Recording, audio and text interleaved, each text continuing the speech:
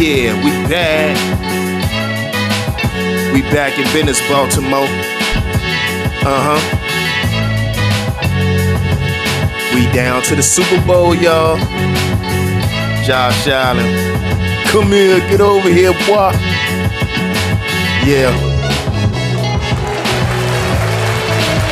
We back in business, Baltimore.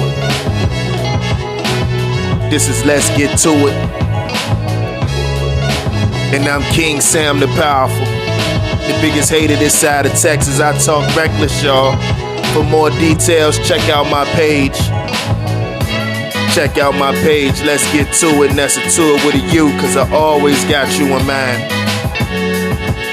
And y'all my go-getters. Let's go, let's go. Yeah. Check out my video. Josh Allen. Let's talk. Let's talk. Let me talk to you, boy. Yeah. Y'all know what it is, man. Quarters in session, man. First off, I know y'all checked out all them playoff games, the NFC, AFC championship games. What y'all think? Did your team win? Did your team lose? You know, I was going for the underdogs, but I had a feeling that, you know, Kansas City was going to pull it off. I had that feeling. I had a feeling that, you know, Philadelphia Eagles was going to pull it off. But I ain't going to sit here and lie to you. I was rooting for the underdog. I wanted them to win. But like I said before, man, it's hard to go against Patrick Mahomes. It's hard. Like, he the new age Tom Brady, and it seemed like he getting there faster. So, you know, shout out to Patrick Mahomes. Shout out to Andy Reid. Shout out to all them boys down there in Kansas City. They back. If they pull it off this year, it'll be 3 in a row. And you ain't never see 3 in a row. It'll be history. They making history. But now, Josh Allen, let me talk to you for a minute, man. Let me talk to you for a minute, because I got on Lamar Jackson about it being his fault. So I can't let you get away. It seemed like time after time, they kept going for that quarterback tush push. They kept going for that quarterback sneak. And they had a good running back where they could have put the ball in his hands.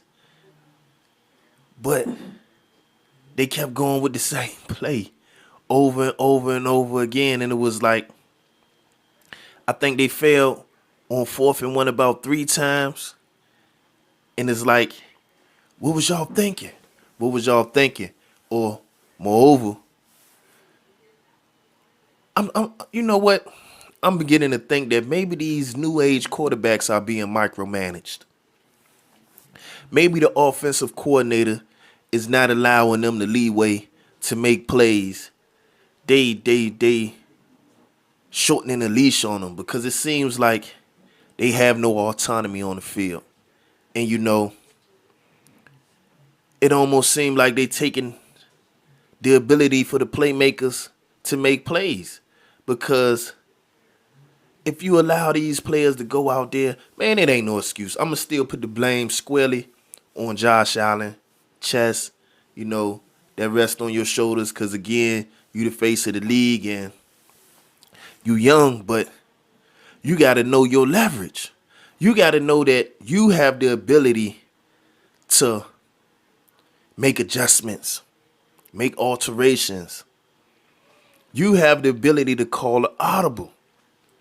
And you may get in trouble, but you at the peak, at the height of your career. If it goes left, you already got the money.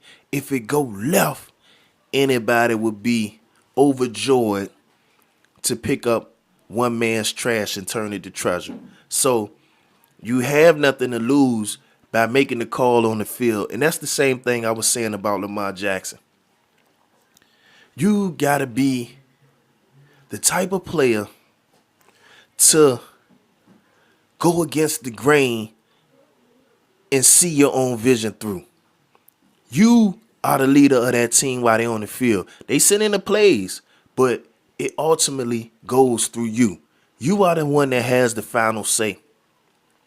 When they lose, they ain't thinking about what play the offensive coordinator sent in.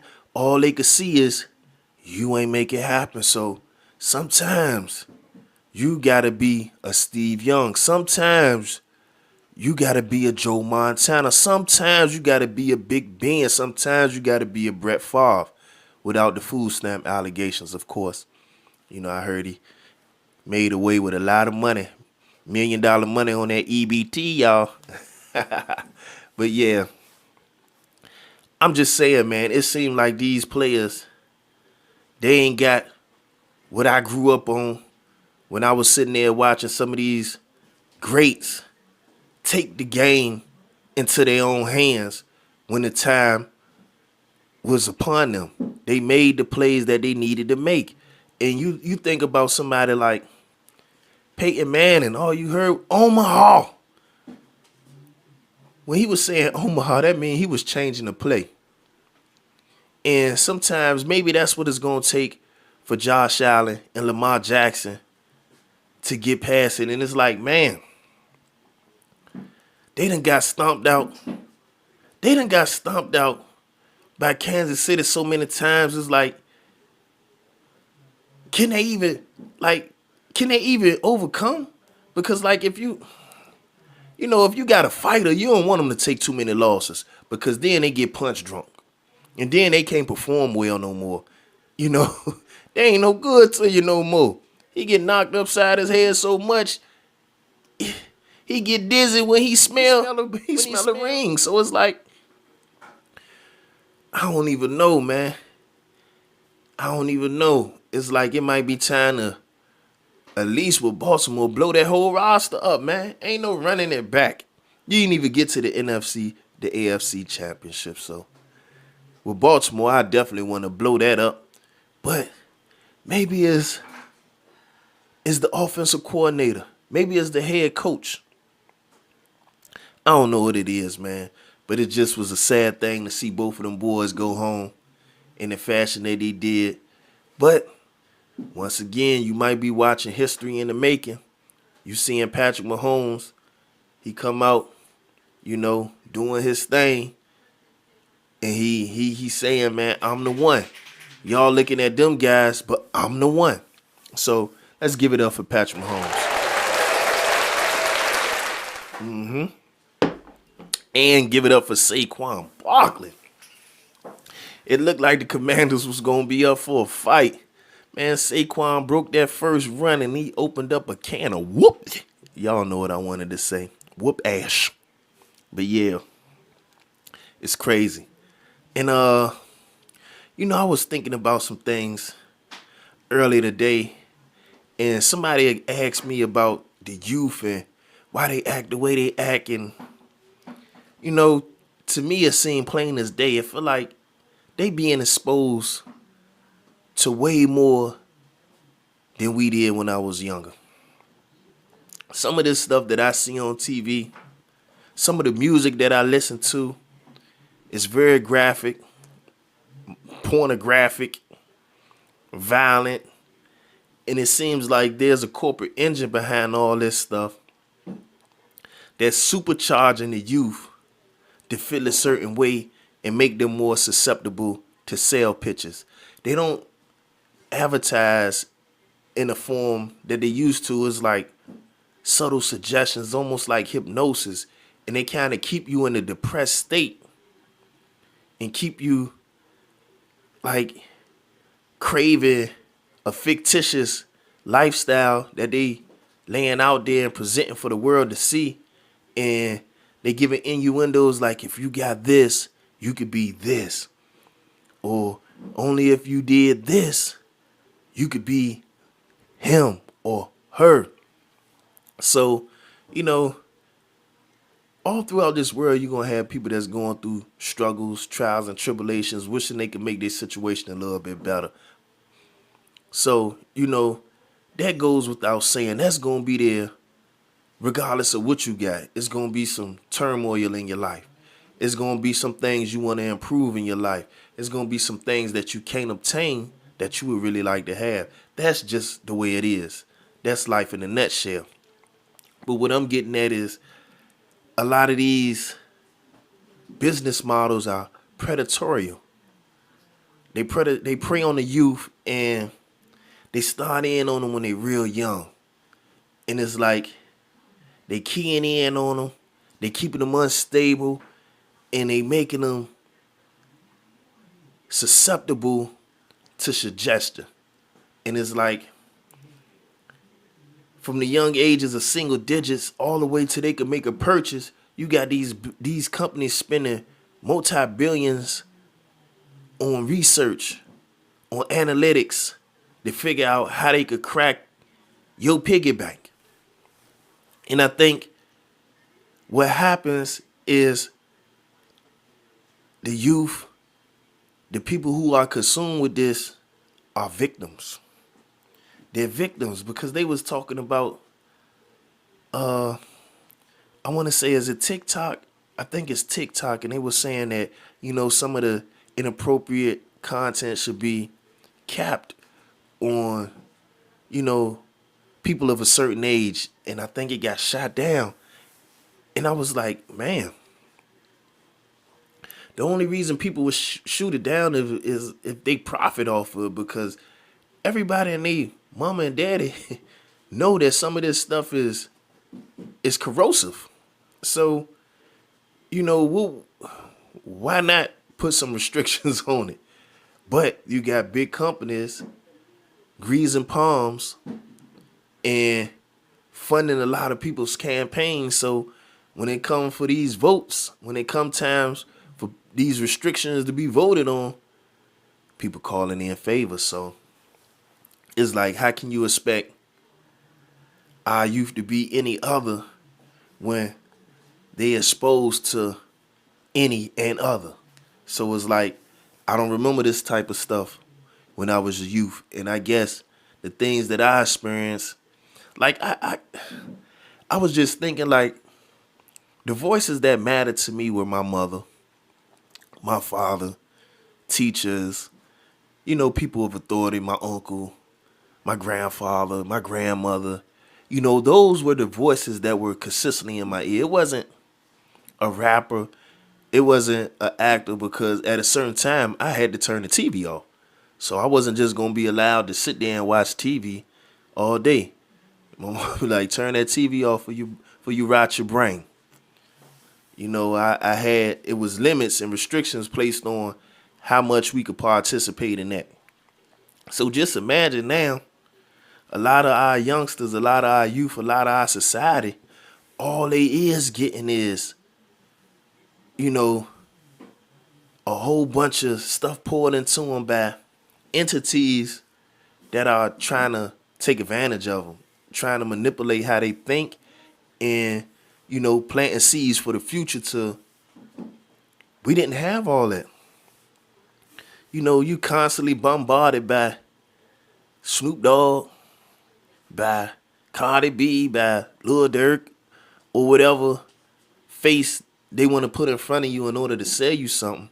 Megan Thee Stallion, and it's constantly pushed in your face. Casanado, whoever the latest craze is, whoever your content provider is, they pushing it, and they make their money from doing deals with people who are trying to sell you stuff. So people are ingesting all of this, and there's no restriction, there's no safety valve, there's no covering to protect people who may be at a disadvantage or who may be vulnerable. So it's like they suffer. They suffer. They suffer. And, I ain't want to get too deep, but I did want to get into that. That's a subject I was thinking about. And, you don't got time, but if you do got young ones, you have to monitor it. You can't, well, I can't tell you what to do, but, protect your babies. Protect your babies. Protect yourself. Because like I said, this stuff ain't just for the babies. They hitting us up too. This stuff is targeted to everybody and anybody. So, this stuff could be harmful to me and you as well. So, you want to be mindful. You don't want to spend resources that you ain't got on something that you may not need. So, I'm about to tuck it away because I ain't want to, it's a work day. I ain't want to get too lengthy with it, but I did want to tell Josh Allen, let me talk to you. Can't let you get away. If I ain't let Lamar Jackson get away, I ain't going to let you get away. Out there, you running good all year.